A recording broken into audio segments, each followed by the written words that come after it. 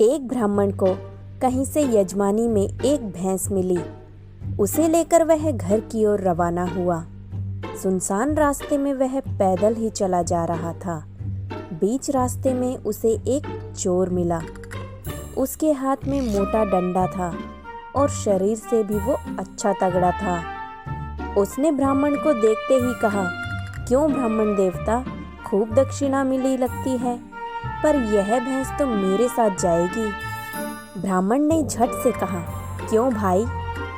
चोर बोला, क्यों क्या, जो कह दिया सो कह दिया।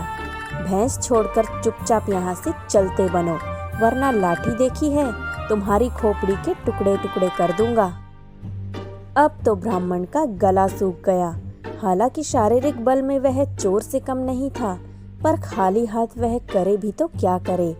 विपरीत समय में बुद्धि बल काम आया। ब्राह्मण बोला, ठीक है भाई, भैंस भले ही ले लो, पर ब्राह्मण की चीज यूं छीन लेने से तुम्हें पाप लगेगा। बदले में कुछ देकर भैंस लेते तो पाप से बच जाते।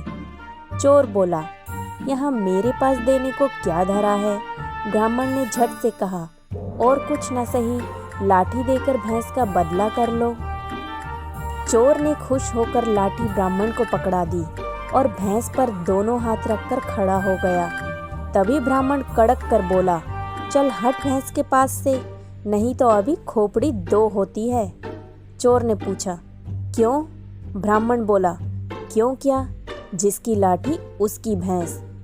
चोर को अपनी बेवकूफ़ी समझ आ गई और उसने वहां से भागने में ही भलाई समझी। किसी ने सच ही कहा है, जिसमें अकल है उसमें ही ताकत है। तो अब समझे कि यह कहावत यहीं से शुरू हुई थी, जिसकी लाठी उसकी भैंस।